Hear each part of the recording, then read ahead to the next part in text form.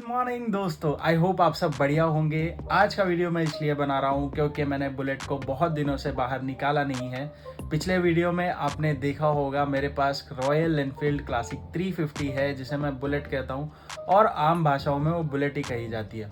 तो बुलेट को आज निकालने वाला हूँ क्योंकि पिछले 1-1.5 महीने से मैंने उसे बाहर निकाला ही नहीं है। रीज़न था, मेरे घर का रेनोवेशन का काम चल रहा था और रेनोवेशन का काम जैसे ख़त्म हो गया वैसे रमज़ान का महीना शुरू हो गया। अब रोज़े रखने थे और घर के काम भी थे उसके अंदर बहुत सारे बाकी, तो बाहर घूमने का टाइम मिला नहीं, इसलिए मैंने बुलेट को निकाला ही नहीं था। और मेरे डेली कम्यूट जो है, डेली कम्यूटर के लिए मैं एक्टिवा यूज़ करता हूँ, तो मैं एक्टिवा पर ही पूरा काम मेरा कर रहा था। और बुलेट में कुछ काम भी करवाने थे, जैसे अभी बुलेट की रनिंग जो है वो 35,000 से ज़्यादा हो गई है, तो उसके टायर्स भी चेंज करवाने हैं और उसकी सर्विसिंग भी करवानी है, तो बहुत सारे काम हैं। तो आज छुट्टी का दिन है, तो मैंने सोचा ये सारे काम करवा लूँ और आपके साथ ये अपडेट शेयर करूँ। अगर आपको भी टायर्स चेंज करवाने हैं और अगर आप पुणे में रहते हैं या आप प्लान कर रहे हैं पुणे में आने का, तो मैं आपको कुछ शॉप्स जहाँ पर मैं जाने वाला हूँ, मैं आपको कंपैरिजन भी करके दिखा दूँगा कि कौन सी जगह पर कितने का चीज़ मिल रहा है और जेन्युइन चीज़ है या नहीं है।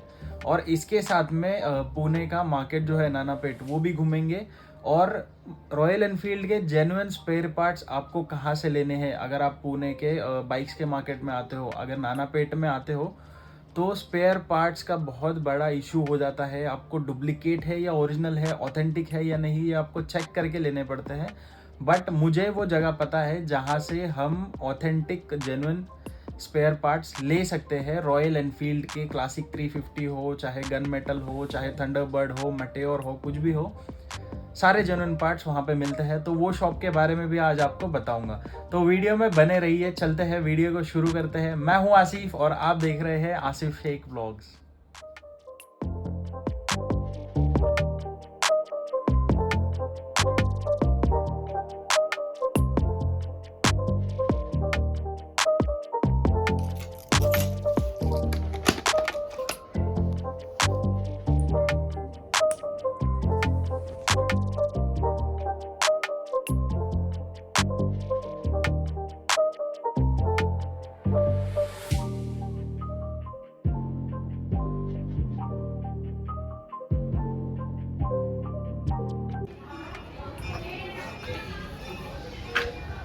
एक क्विक चेक आपको बता रहा हूँ, गाड़ी की कंडीशन फ़िलहाल में कुछ इस तरीके से है।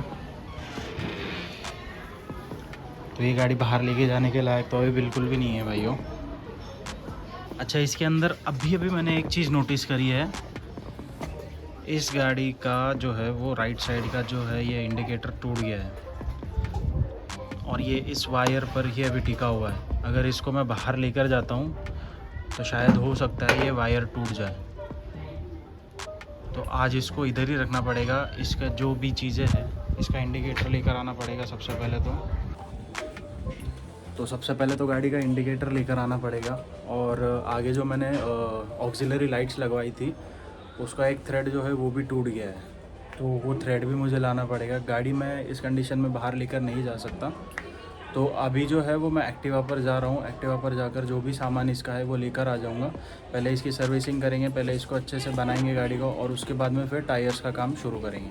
अच्छा, जाने से पहले सबसे पहले इसके टायर की कंडीशन आपको बता देता हूँ। ये टायर्स जो है इसके बीच में से आप देख रहे होगे तो कंडीशन बहुत ख़राब हो चुकी है इन टायर्स की। ये आगे वाला टायर है और ये पीछे वाला टायर आप देख सकते हो। और गाड़ी की रनिंग अब तक जो है वो हुई है 35,880।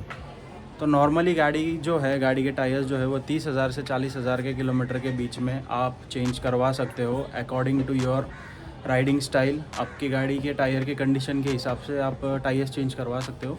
बट मेरी गाड़ी के जो टायर्स है उनकी कंडीशन बहुत ही ख़राब हो चुकी है, 40,000 तक नहीं वेट कर सकते। दैट्स वाई अभी इसके टायर्स चेंज कराएंगे।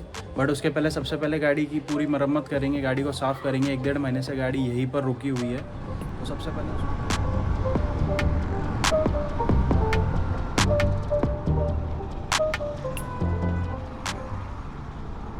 जैसे कि मैंने आपको कहा कि मैं गाड़ी के टायर्स चेंज करवा रहा हूँ, तो मैं आपको ये बता दूँ, मेरी गाड़ी जो है वो 2016 का मॉडल है, रॉयल एनफील्ड क्लासिक 350। और वो टाइम पे जो है वो ट्यूबलेस टायर नहीं आते थे, तो कंपनी स्पोक रिम के साथ में ट्यूब वाले टायर प्रोवाइड करती थी। तो अभी जो मैं टायर्स डलवाने वाला हूँ वो स्पोक रिम के अंदर ट्यूब वाले टायर्स ही डलवाने वाला हूँ। सबसे पहले गाड़ी में फ्यूल भरवा लेता हूँ।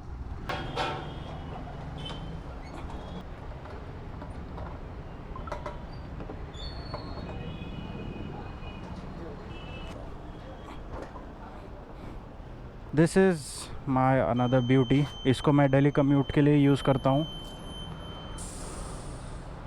अब पीछे वाले टायर में भर दी भैया ने हवा। अब आगे वाले टायर में भी प्रेशर सेट कर दिया है भैया ने। अभी हवा भर के इसमें आगे निकलेंगे अभी। ऑलराइट, चलो। तो मैं ये कह रहा था, मेरी गाड़ी जो है वो 2016 का मॉडल है, 2016 का क्लासिक 350 है। वो टाइम पे कंपनी ने अलॉय व्हील्स इंट्रोड्यूस नहीं किए थे, तो मेरे गाड़ी में जो है वो अभी स्पोक रिम के साथ में ट्यूब वाले टायर जो है वो आते हैं, और मैं वही ट्यूब वाले टायर ही डलवाने की सोच रहा हूँ। क्योंकि अलॉय व्हील डालने का मेरा प्लान हुआ था, मैंने सोचा था कि अलॉय व्हील डालूँगा तो ट्यूबलेस टायर डल जाएंगे गाड़ी में और गाड़ी अपग्रेड हो जाएगी, गाड़ी के टायर्स अपग्रेड हो जाएंगे और फिर कहीं पर भी तुम जा सकते हो without any hassle. Because tubeless tyre को पंक्चर भी अगर हो जाता है तो वो ईज़िली तुम निकलवा सकते हो अपने आप ही, बगैर किसी टेंशन के। बट अभी बात ऐसी है कि मेरे गाड़ी को जो है वो अलॉय व्हील्स कंपनी प्रोवाइड नहीं करती। कंपनी ने अलॉय व्हील्स बनाने शुरू तो किए हैं क्लासिक 350 के लिए, पर जो गन मेटल वाली जो मॉडल आए थे 2017 या 18 की बात है आई थिंक, रॉयल एनफील्ड ने ट्यूबलेस टायर इंट्रोड्यूस किए थे अपने क्लासिक सीरीज़ में। तो मैं नहीं चाहता कि मार्केट के अलॉय व्हील्स में डलवाऊँ, क्योंकि उनमें जो है सेफ्टी टेस्ट वैसे नहीं होते जैसे कंपनी वाले अलॉय व्हील्स में होते हैं। सेफ्टी स्टैंडर्ड्स जो फॉलो करती है कंपनी, वो मार्केट वाले अलॉय व्हील्स जो बनाते हैं, जो मैन्युफैक्चरर होते हैं, वो नहीं करते, और कहीं पर क्वालिटी में दिक्कत आ जाती है जिससे सेफ्टी इश्यूज़ हो सकते हैं आपको राइड में आगे। मैंने कुछ ऐसे वीडियोस देखे हैं जो आफ्टर मार्केट अलॉय व्हील्स जिन्होंने अपनी बुलेट पे लगवाए हैं, वो नहीं स्टैंड आउट कर पाते डिफरेंट कंडीशंस में। अगर एक छोटा खड्डा भी आ जाए तो वो अलॉय व्हील्स जो है वो बेंड हो जाते हैं, या उनकी क्वालिटी इतनी सेफ्टी नहीं है उसमें, बहुत लो क्वालिटी के आने लग गए हैं चीज़ें आजकल। तो उन सेफ्टी मेजर्स को मद्देनज़र रखते हुए मैं नहीं चाहता कि मेरे साथ कोई ऐसा इंसिडेंट हो, तो मैं ट्यूब वाले ही टायर्स रखने वाला हूँ जो कंपनी से रिम आई है स्पोक रिम के साथ में ही। और अगर आप भी अपने टायर्स चेंज करवा रहे हो, अगर आप अपग्रेड करना चाहते हो अपने स्पोक रिम से अलॉय व्हील की तरफ, तो मार्केट के जो अलॉय व्हील्स है उन पे बिल्कुल भी ट्रस्ट मत करना प्लीज़, अपने जान के साथ मत खेलना। सेफ्टी जो है वो पहले आती है। तो अगर आपके मॉडल के अलॉय व्हील्स अगर रॉयल एनफील्ड में मिलते हैं, अलॉय व्हील्स आप लगवाना रॉयल एनफील्ड से ख़रीद लेना, और वही अलॉय व्हील्स लगवाना, आफ्टर मार्केट बिल्कुल भी लगाना मत,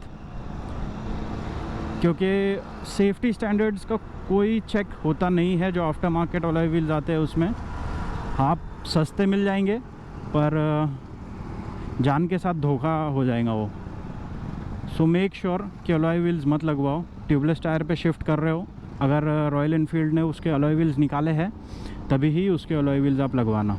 और मैं अलॉय व्हील्स नहीं लगवा सकता क्योंकि जब रॉयल एनफील्ड ने अलॉय व्हील्स इंट्रोड्यूस किए थे उनकी गाड़ियों में, तब उन्होंने रियर टायर पर भी डिस्क ब्रेक दे दिया था, और मेरी गाड़ी पे रियर टायर पे जो है वो ड्रम ब्रेक है। तो ऐसा कोई प्रोविज़न है नहीं कि मैं डिस्क ब्रेक वाला अलॉय व्हील लेके डिस्क ब्रेक लगवा दूँ मेरे गाड़ी के रियर टायर पे, तो मैं वो नहीं कर सकता। और करना भी है वो पॉसिबल है, बट उसके लिए अलॉय व्हील को काटना पड़ेगा, जहाँ से डिस्क ब्रेक का आउटलेट निकला हुआ है उस प्रोविज़न को कट करना पड़ेगा, उसके बाद में उसको लगवाना पड़ेगा। अब मैं वो करना है कि भी सोचूं तो वो थोड़ा सा नेक्स्ट टू इम्पॉसिबल ही है, तो इसलिए मैं उस झंझट में पड़ना ही नहीं चाहता। मैं अलॉय व्हील्स इसीलिए नहीं लगवा रहा हूँ। और मैं सोच रहा था एक्टिवा का भी काम करवाना है, तो अभी आ गया हूँ, एक्टिवा का भी सामान ले लेता हूँ। जैसे अभी एक्टिवा का भी जो है वो ब्रेक लाइनर्स चेंज करने हैं, एक्टिवा की सर्विसिंग भी करवानी है, और एक्टिवा का एयर फिल्टर भी चेंज करवाना है। तो उस गाड़ी का सामान लेने के बाद में हम इस गाड़ी का सामान भी लेने के लिए जाएंगे।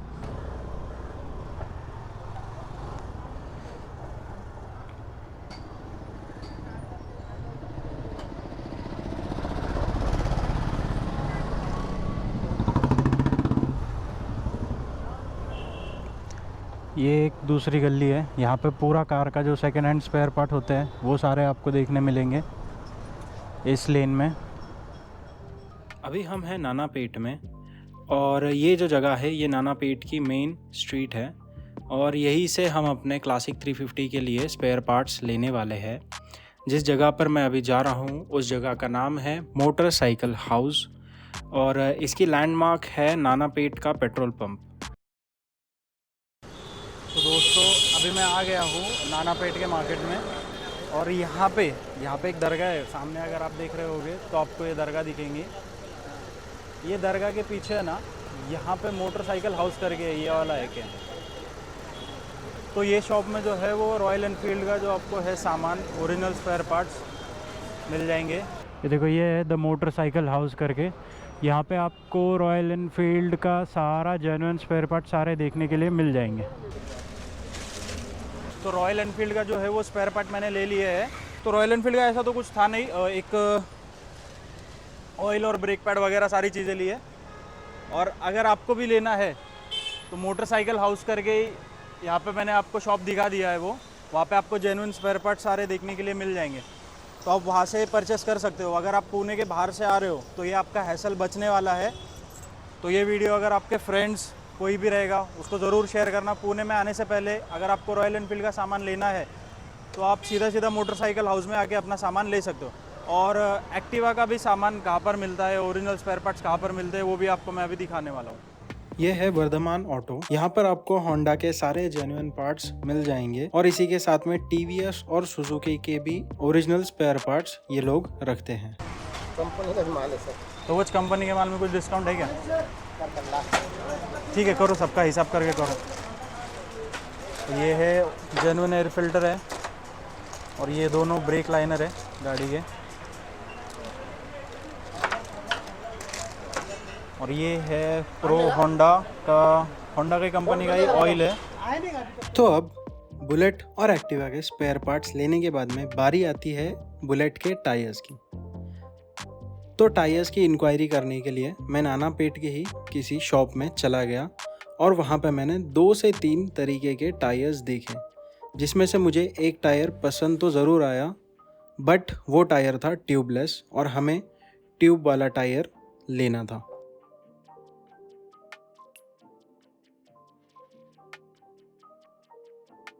MRF का पुराना वाला टायर है वो इसके जैसा है और ये एक राइस का टायर है और यहाँ पे एक डनलॉप का टायर है। ये 2750 का है, ये 2800 का है और ये 2100 का है। गाड़ी का ऑयल का सामान ले लिया, ब्रेक्स का सामान ले लिया, बट टर्न इंडिकेटर जो टूटा हुआ था मैं वो लेना भूल गया। और ऑयल जब चेंज करते हैं तो ऑयल चेंज करने के टाइम पे हमको ये याद रखना है कि हम ऑयल फ़िल्टर भी गाड़ी का चेंज कर रहे हैं एट द सेम टाइम। तो वो ऑयल फ़िल्टर भी मैं लेना भूल गया था और इसी के साथ में मैंने एयर फ़िल्टर भी पिछले 2 सर्विसिंग में कराया नहीं है चेंज।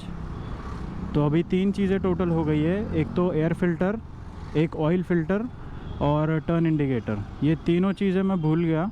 तो अभी फिर से मैं जा रहा हूँ वहाँ पे, जाके ये तीनों चीज़ें लूँगा और उसके बाद में फिर हम जाएंगे रॉयल एनफील्ड का सबसे पहले काम करेंगे।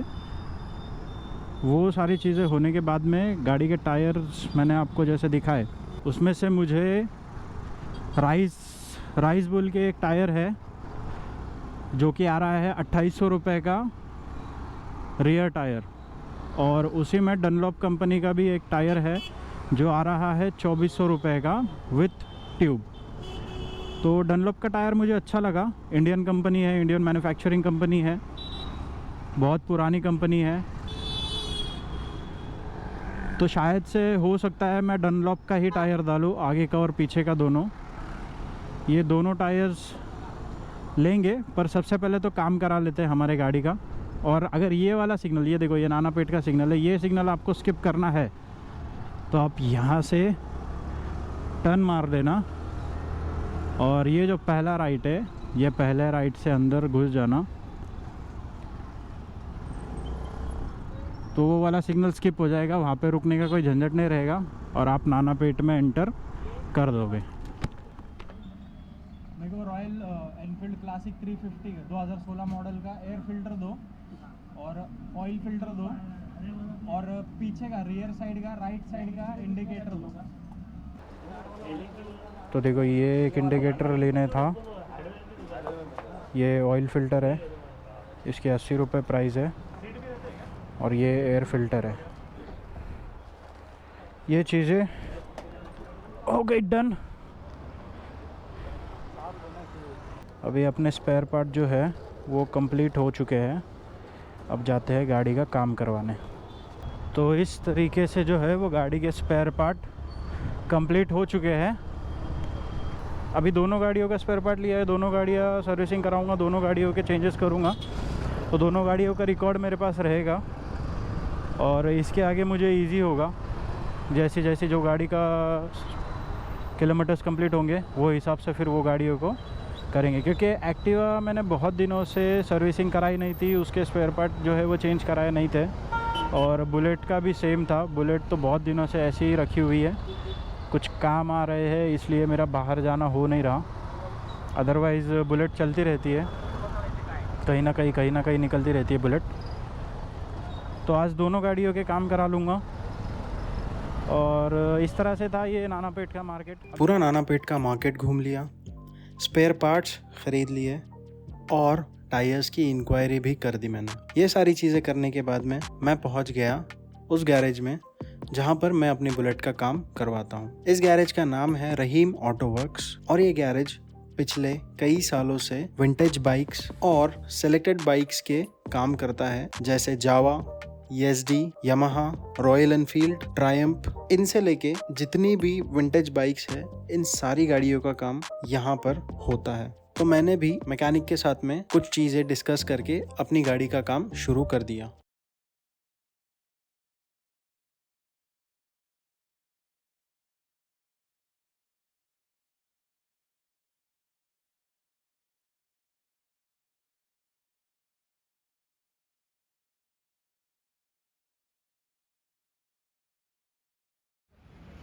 तो गाड़ी का जो काम है यहाँ पे शुरू हो गया है और स्पेयर पार्ट्स जो मैंने लाए थे मैं आपको वो एक बार दिखा देता हूँ। नॉर्मली 2 सर्विसिंग के बाद में हर गाड़ी का जो स्पेयर पार्ट्स है वो चेंज करने पड़ता है। जैसे आपको यहाँ पे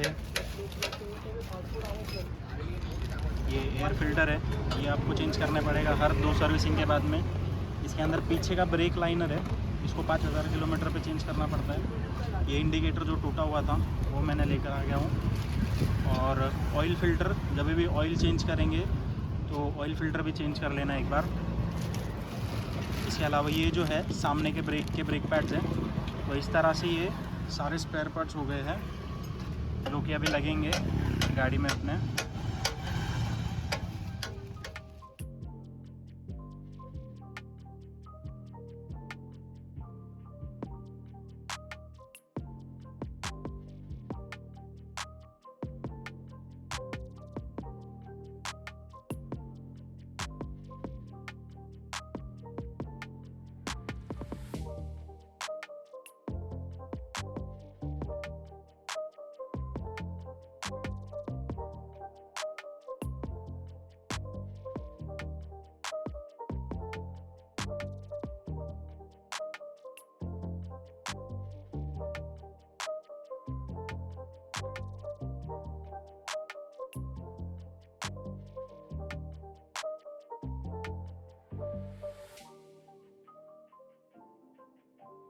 तो अपनी बुलेट जो है वो रेडी हो गई है, सारा इंजन का काम हो गया, सर्विसिंग हो गई, उसके ब्रेक लाइनर वगैरह चेंज हो गए। अब फाइनल काम जिसके लिए हमने आज का पूरा दिन गलाया, टायर चेंज होने जा रहे हैं। जो कंपनी के टायर थे, जो कंपनी का टायर प्रोफाइल था, मैं वही टायर्स अभी प्रेफर कर रहा हूँ, MRF के ही टायर डाल रहा हूँ, क्योंकि ये टायर जो है ये 35,000 किलोमीटर तक ये मेरे को चल गए थे, तो इसीलिए मैं फिर से वही टायर्स डाल रहा हूँ जो कंपनी ने रेकमेंड किए हैं। तो टायर रिप्लेसमेंट का जो प्रोसेस था वो मुझे काफ़ी अच्छा लगा।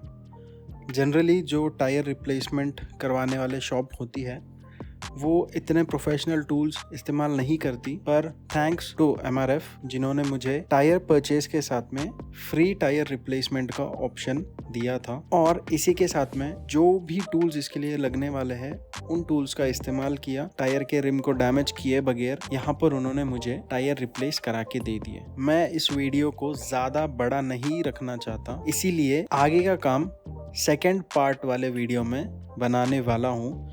तो ये फर्स्ट पार्ट आप ज़रूर एंजॉय करो और सेकेंड पार्ट भी ज़रूर देखना।